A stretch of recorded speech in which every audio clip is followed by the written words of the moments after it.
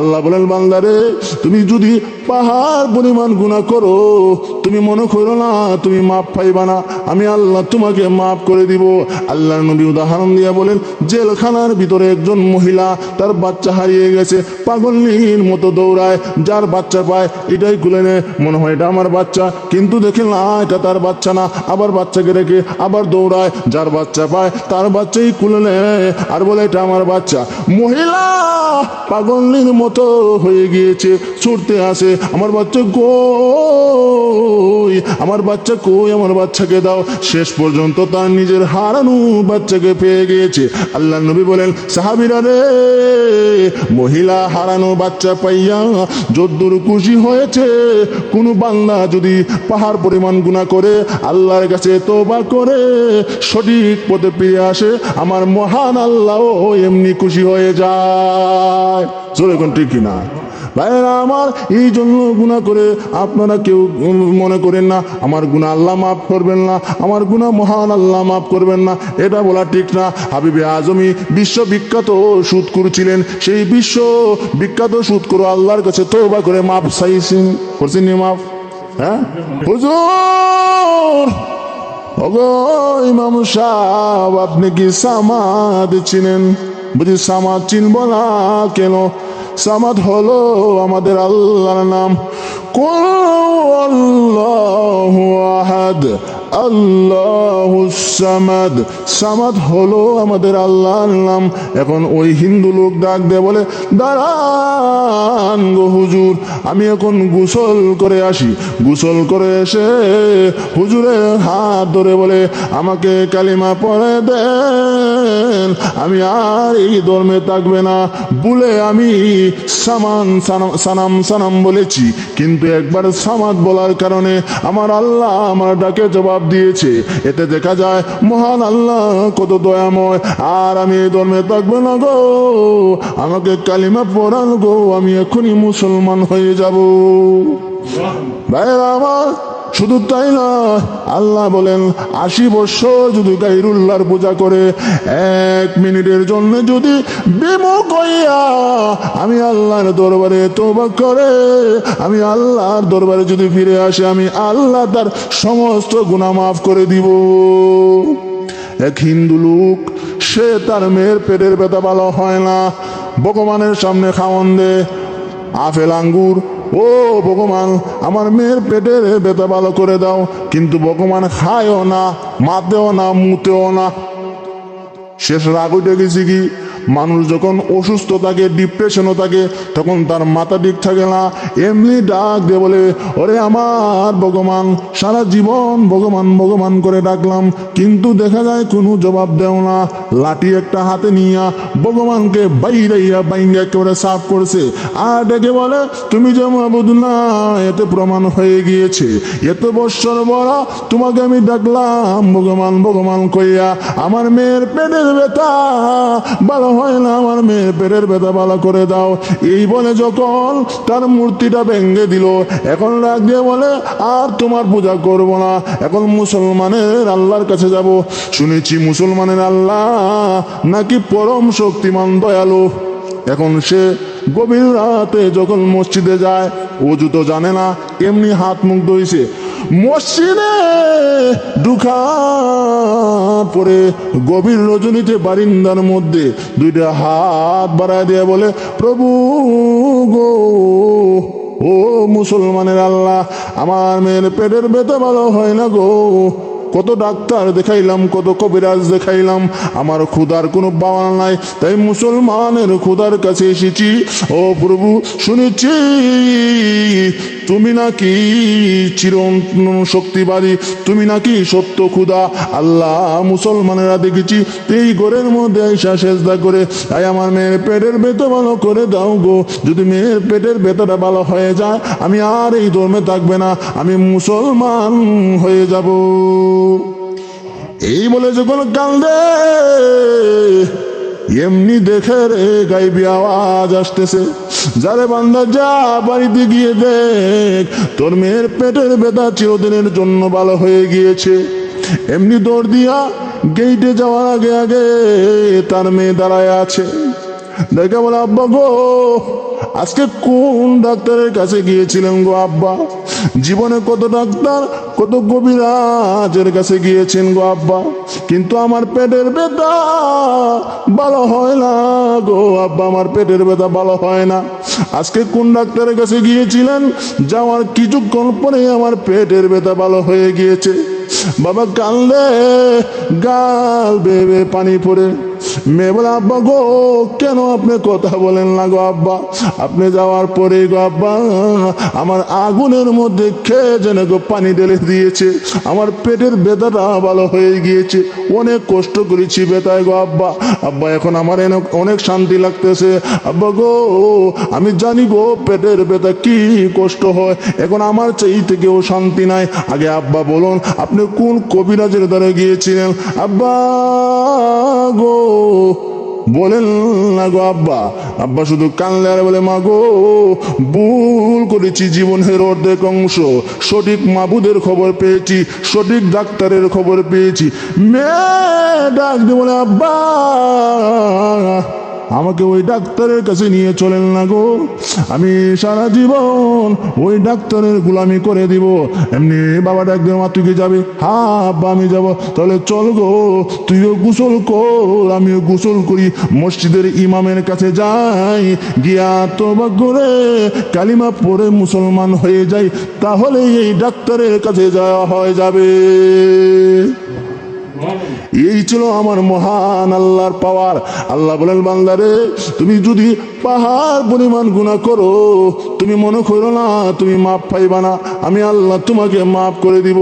আল্লাহর নবী উদাহরণ দিয়া বলেন, জেলখানার ভিতরে একজন মহিলা, তার বাচ্চা হারিয়ে গেছে, পাগলের মতো দৌড়ায়, যার বাচ্চা পায় এটাই খুলে নেয়, মনে হয় এটা আমার বাচ্চা, কিন্তু দেখে না এটা তার বাচ্চা না, আবার বাচ্চাকে রেখে আবার দৌড়ায়, যার বাচ্চা পায় তার বাচ্চাই খুলে নেয় আর বলে এটা আমার বাচ্চা।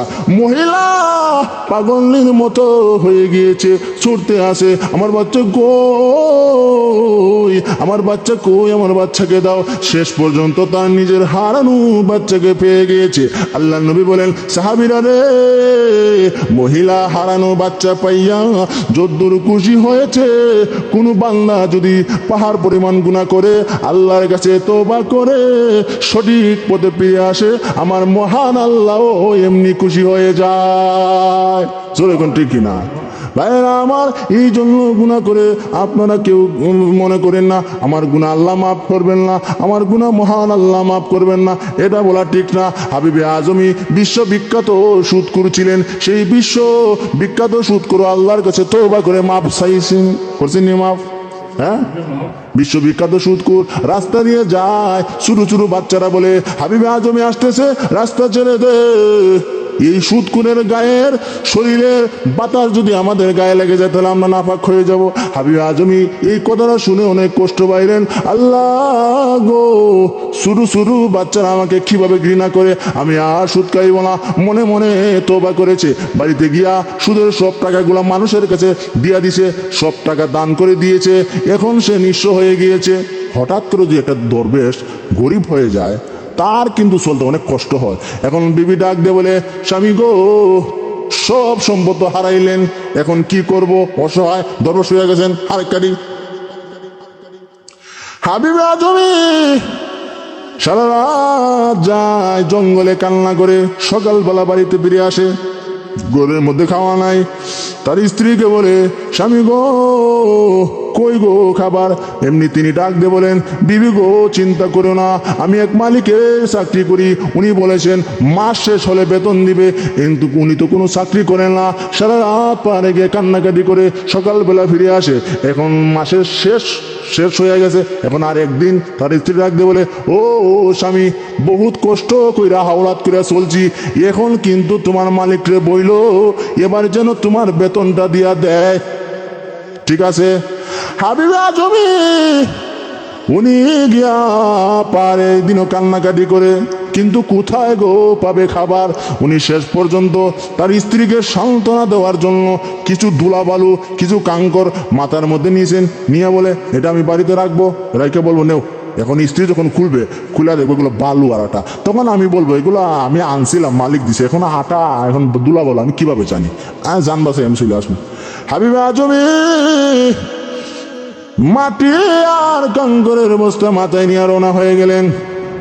এবার বাড়িতে যখন যায় গিয়া দেখে রে আগের মতো তো আর চিল্লাচিল্লি নাই। আগে বাড়িতে ঢুকা মাত্র স্ত্রী চিল্লি দিয়ে কত হই খাবার কোথায়, খাবার কই, বাচ্চারা কাঁদছে, খাও খাও কেঁচো মেছো। এখন তো আর নাই, নিরিবিলি পরিবেশ। আর বাড়ির ভিতরে থেকে যেন মেশকে আম্বরের গ্রান আসতেছে, কুরমা ফুলাওয়ের গ্রান আসতেছে। হাবিবে আজমি আস্তে আস্তে ঘরের মধ্যে গেলেন, গিয়া আটা এবং এই যে বালুর বস্তাটা রাখলেন। এবার হঠাৎ করে স্ত্রী ডাক দিয়ে বলে, স্বামী গো আপনি কোথায় গো? স্বামী এত দেরি হইল কেন, আপনি আসেন না কেন? স্বামী বাচ্চারা সব খাবার খেয়ে ঘুমিয়ে গেছে, আমি আপনার জন্য অপেক্ষায় আছি। উনি বলেন ব্যাপারটা কি বুঝলাম না, খাবার পাইলাই কই থেকে? এমনি তার স্ত্রী ডাক দিয়ে বলে, স্বামী গো আপনি যাওয়ার পরে গো একটা লোক, সুন্দর দেহওয়ালা লোক এসেছিল আমার বাড়িতে। আইসা কিছু টাকা দিল আর বলল আপনার স্বামীকে বইল গো সে যদি ভালোভাবে ডিউটি করে আগামী মাসে তারে আরো বাড়াইয়া দেওয়া হবে বেতন। আর কিছু রুটি আটা ময়দা দিয়ে দিল, এগুলা রান্না করে আমি বাচ্চাদেরকে ঘুম পাড়াইলাম, কিন্তু আপনি এখনো আসতেছেন না, আপনার অপেক্ষায় আমি বসে আছি, চলেন না গো খাবার খাইব। হাবিব আজমি খাবার নিয়ে কানলে, সেজদা দিয়া আল্লাহর দরবারে কানলে। হাবিব আজমের স্ত্রী ডাক দিয়ে বলে, স্বামী গো আপনি কেন কান্দেন? কান্দার ব্যাপারটা বুঝলাম না। উনি ডাক দিয়ে বলে, স্ত্রী গো আসলে এটা মালিকের চাকরি করি না, তুমি জানো নি গো কোন মালিক এগুলা খাবার দিয়েছে? আমার আল্লাহ আমার মতো গুনাহগারের তওবা, আমার মতো নাফরমানের তওবা দিয়ে কবুল করেছে। আমার আল্লাহর দরবারে আমি শুকরিয়া আদায় করি। আসলে কোনো মানুষ নয়, এগুলা মহান আল্লাহ রহমতের ফেরেশতা হবে। আমার মতো গুনাহগারের তওবা মহান আল্লাহ কবুল করেছে। ভাইয়ের আমার, এই জন্য বিশ্ববিখ্যাত সুৎকুর হাবিবে আজমি উনি আল্লাহর ওলি হয়ে গেছে। এই জন্য গুনাহ কইরা আপনি এটা ভাইবেন না আল্লাহ মাফ দিবেন না। অবশ্যই আল্লাহ মাফ দিবেন। আল্লাহর রহমতের দরজা অনেক বড়, জোরে কোন ঠিক কিনা? গুনাহ করো, আল্লাহর কাছে তওবা করো, খাঁটি তওবা যদি করতে পারো অবশ্যই আল্লাহ রাব্বুল আলামিন আমাদেরকে মাফ করে দিবেন। তওবা করো। এমন এমন বিশাল ঘটনা আছে যে বিশ্ববিখ্যাত সুৎকুর, বিশ্ববিখ্যাত ডাকাতও আল্লাহর ওলি হয়ে গেছে। এমন এমন ঘটনা আছে, যার একটা ঘটনা হলো এক ডাকাত, সে ডাকাতি করে এখন হঠাৎ করে গভীর জঙ্গলের ভিতর একটা দৃশ্য দিকা, গাছের দিকে একটা দৃশ্য দিকে কান্না করে। কি করে? প্রভু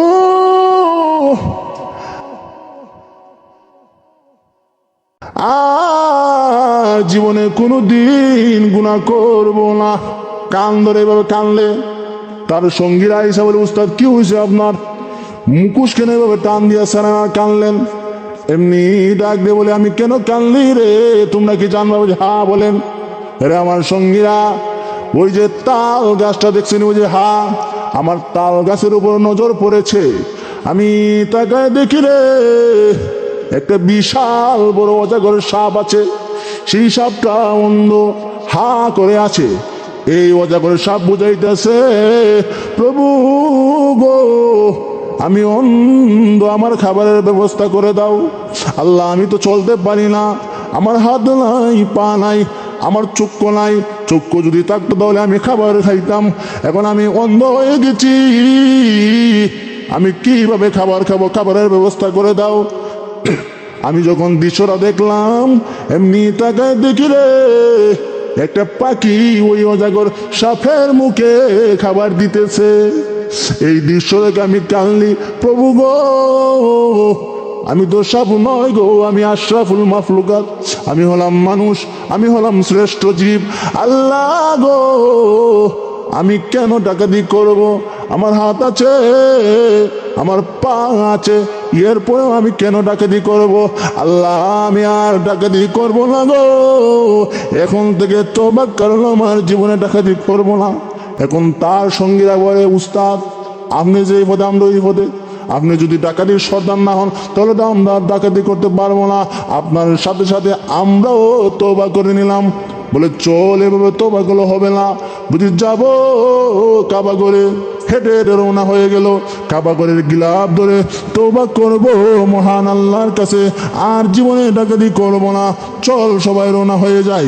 সবাই যখন রওনা হয়ে গেল, হাঁটতে হাঁটতে এক দেশ থেকে আরেক দেশে যখন যায়, ঠান্ডার সিজন এসে গিয়েছে, এখন শীতে কাঁপতেছে।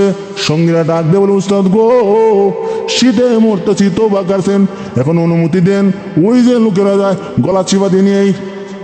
না না, আমি একবার তওবা করেছি, আর তওবা ভাঙবো না, চল কাবা ঘরের দিকে যাই, প্রয়োজনে মরে যাব, তারপরও কারো হাদিয়া অথবা কারো কাছ থেকে আর চুরি করব না। এখন রওনা হয়ে গেল, হাঁটতে হাঁটতে ইরাকের জমিনে পৌঁছে গেল। ইরাকের ময়দানে একটা তাবু গাড়লো, রাত্রিবেলা ঘুমাইলো। সকালবেলা যখন হয়ে গেল, একজন বুড়ি লাঠি ভোর দিয়া দিয়া আইসা ওই কাফেলার মধ্যে নাম ধরে ধরে ডাকে, আর বলে, অমুক নামে অমুক কোন ডাকাতের সর্দার তোমার এই এলাকায় আসেনি। ডাকাতের সর্দার অবাক হয়ে গেল, কি ব্যাপার, এই বুড়ি আমার নাম কিভাবে জানে?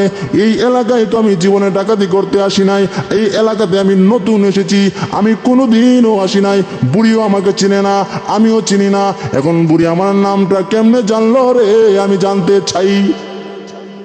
বুড়ি আইসা বলে, ও কাফেলার সর্দার ডাকাত, নাও তোমাকে কিছু শীতের কাপড় দিলাম, আর তোমার যা সঙ্গীরা আছে সবাই মিলে এগুলা তোমরা পরো।